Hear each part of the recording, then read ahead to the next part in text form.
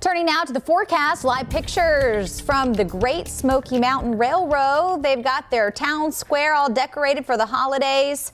So let's send it over to meteorologist Brittany Van Voorhees joining us now. It's going to be a nice weekend, but a cold one, right? Yeah, I wouldn't worry about any kind of rain, but everyone needs to bundle up if they're heading out locally across the area this weekend. And in fact, if you're not staying local, maybe you're starting to get an early start on those travel plans for Thanksgiving, which is just about a week away.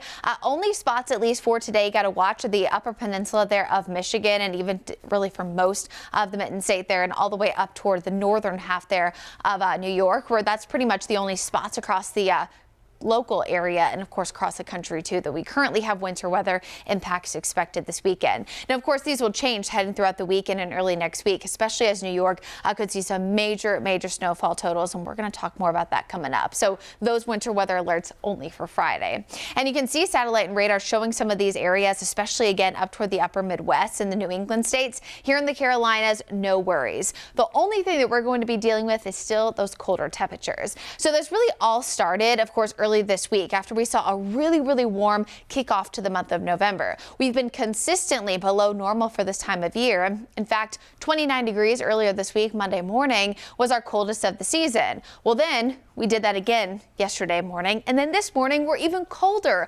25 degrees, making it the coldest night since the middle of March and one of the top 10 coldest of 2022, which does include even January and February. We're typically at our coldest here in the Carolinas. So the billion-dollar question, right? Will this continue into the weekend? Well, yes, but at least we don't have to worry about any precipitation. Lots of sunshine expected. Highs this afternoon only at about 51 degrees, but we're actually going to be a touch warmer heading into Saturday, and even includes tonight. Now, you see 29 and you think, well, that's not much better, but hey, it's better than 25. The reason why, a few more clouds coming in for the overnight hours. And tonight, I would say, is maybe one of those two dog nights.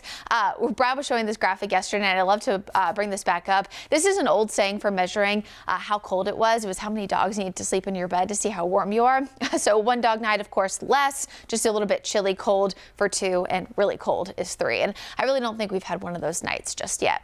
And the reason why we continue to see cold air continuing throughout the weekend is kind of a series of cold fronts for Saturday, Sunday, and even through Monday. That keeps our temperatures at or below normal for this time of year, really over the next week or so too.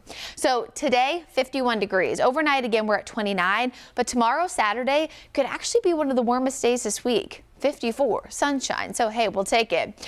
It's a little bit chillier on Sunday afternoon as we see that cold front rolling through. High temperatures only there in the upper 40s. But as we look ahead to next week, we are going to be tracking still some cooler temperatures than normal, but some small changes as we get closer to Wednesday, Thursday, and even toward Black Friday, right? So trending toward Thanksgiving, it's about a week away now, and we're going to see these trends kind of change a little bit over the next few days.